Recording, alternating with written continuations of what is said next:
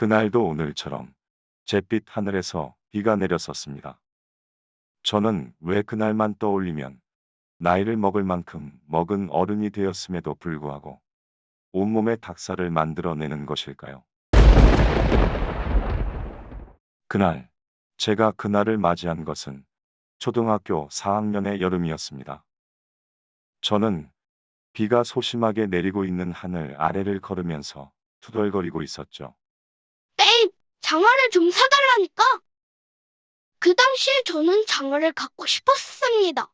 어린 시절 제가 살던 곳은 시골보다 더 시골이어서 비만 오면 땅이 질퍽질퍽했죠. 그래서 친구 녀석이 비만 오면 빨간 장화를 신은 채 양말이 젖지 않는다고 자랑하는 게 그렇게 부럽게 느껴지지 않을 수 없었습니다. 저는 비가 오는 날만 되면 엄마에게 장화를 사달라고 노래를 불렀습니다. 하지만 엄마는 끝끝내 저에게 장화를 사주시지 않았습니다. 엄마에게 저항이라도 해야겠다고 생각한 저는 일부러 땅이 질퍽한 곳만 골라서 걸으면서 신고 있는 하얀 운동화를 더럽혔습니다. 하얀 운동화가 본래의 색을 찾아볼 수 없을 정도로 더럽혀졌을 때 저는 왠지 눈물이 났습니다. 더럽혀진 제 운동화를 깨끗하게 만들기 위해서 땀을 뻘뻘 흘리며 솔질을 하는 엄마의 뒷모습이 떠올랐기 때문이었습니다. 갑자기 하늘에서 비가 끊임없이 떨어져서 제 하얀 운동화에 가득한 진흙을 씻어내 주지 않았다면 저는 계속 울었을지도 모를 일입니다. 저는 본래의 색을 되찾은 하얀 운동화를 신은 채 쏟아지는 비를 피하고자 굉장히 거대한 나무 아래로 뛰듯이 걸어왔습니다. 나무 아래를 제외한 모든 곳은 잿빛 하늘이 만들어내는 비를 막고 있었습니다. 저는 비가 조금 약해지면 집으로 향하기로 했습니다. 비가 좀 잠잠해지면 가려고? 갑자기 제 등 뒤에서 목소리가 들려서 뒤를 돌아보았습니다. 그곳에는 제 또래의 아이가 있었습니다. 아이는 우비를 입은 채 마스크를 하고 있어서 남자애인지 여자애인지 잘 알아볼 수가 없었습니다. 저는 아이에게 응, 비가 좀 그치면 가려고 라고 말했습니다. 아이는 저에게 여기서 너희 집까지 멀어? 엄마는 있니? 라고 연달아 물었습니다. 저는 아이의 질문들에 대해 응, 이라고 답해주었습니다. 이후 우리는 침묵의 시간을 가졌습니다. 세차게 쏟아지면서 진흙바닥에 부딪히는 빗소리마저 없었다면 나와 아이는 귀가 아플 만큼 고요한 시간을 가졌을지도 모를 일입니다. 우리 집에 갈래? 아이의 목소리가 들린 것은 빗줄기의 개수가 많이 줄어들었을 때였습니다.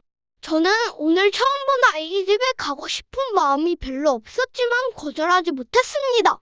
마스크 위에 있는 아이의 눈이 저를 보며 간절하게 빛나고 있었기 때문이었죠.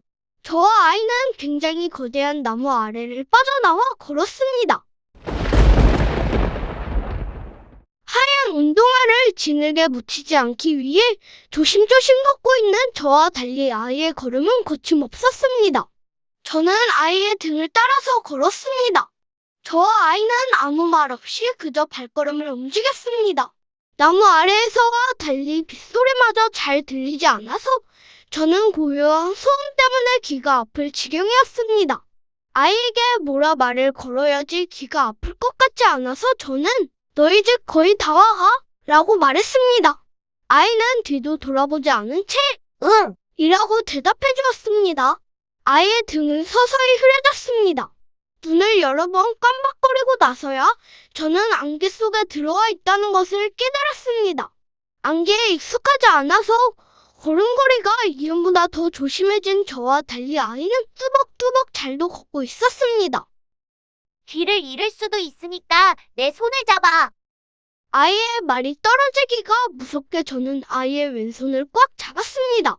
눈앞에 아무것도 보이지가 않아서 아이의 말처럼 진짜로 길을 잃을 것만 같았기 때문이었습니다. 아이의 손에는 뭐라도 묻었는지 굉장히 미끌미끌거렸습니다. 그 감촉이 왠지 모르게 기분 나빠서 저는 아이의 손을 힘만 놓고 싶었지만 참아 놓을 수 없었습니다.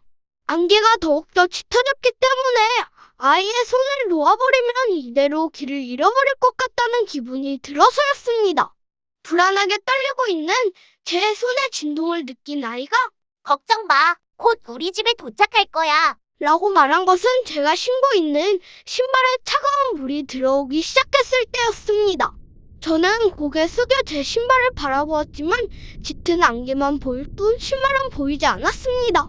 차가운 물이 제 무릎에 느껴졌을 때 저는 발걸음을 멈추려고 했지만 아이가 제 손을 더욱 꽉 잡으면서 앞을 향해 걸어서 멈출 수가 없었습니다. 어느새 차가운 물은 제 허리까지 차올랐습니다. 저는 아이의 손을 뿌리쳤습니다. 우리 집에 안 갈 거야? 안 갈래. 안개 때문에 아이가 잘 보이지 않았지만 아이가 저에게서 점점 멀어지고 있다는 것은 알 수 있었습니다. 아이가 멀어질수록 눈앞에 있던 안개는 서서히 옅어졌습니다.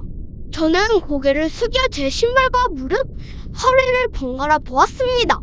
제 몸의 절반이 물에 잠겨 있다는 것을 깨달은 것은 안개가 완전히 사라졌을 때였습니다. 놀란 저는 물속에서 힘겹게 발걸음을 움직였습니다. 물속에서 걷기는 쉽지 않았지만 저는 어찌어찌 땅에 다시 발을 디딜 수 있었습니다. 육지에 올라온 저는 불을 바라보았습니다. 바다 같기도 하고 강 같기도 한 곳에 하얀 운동화가 떠 있는 것이 보였습니다. 저는 제 발을 바라보았습니다. 제 오른발에 있어야 할 하얀 운동화가 없었습니다. 우리 집에 안 오면 네 오른쪽 신발 내가 가져갈 거야. 저는 아이의 목소리가 들리고 있는 곳으로 시선을 옮겼습니다. 아이의 얼굴이 물 위에 떠 있습니다. 아이는 잠시 저를 노려보다가 물 위에 떠 있는 제 하얀 운동화를 가지고 잠수했습니다. 그리고 다시는 아이를 볼 수 없었습니다. 여기까지가 그날 제가 겪은 일입니다. 저는 왜 그날만 떠올리면 나이를 먹을 만큼 먹은 어른이 되었음에도 불구하고 온몸에 닭살을 만들어내는 것일까요? 저는 팔뚝에 생긴 닭살을 지우기 위해 양손으로 살을 비볐습니다. 하지만 팔뚝에 생긴 닭살은 점점 굵어지기만 했습니다. 우리 집에 안 오면 나중에 네 왼쪽 신발도 가져갈 거야. 문득 오랫동안 까먹고 있었던 것이 떠올랐습니다. 그날 아이는 잠수하기 직전에 언젠가 제 왼쪽 신발도 가져간다고 말했었습니다. 제가 왜 이 사실은 잊고 있었을까요? 아이는 언젠가 저를 찾아올까요? 아니면 제가 먼저 아이의 집을 방문해야 할까요?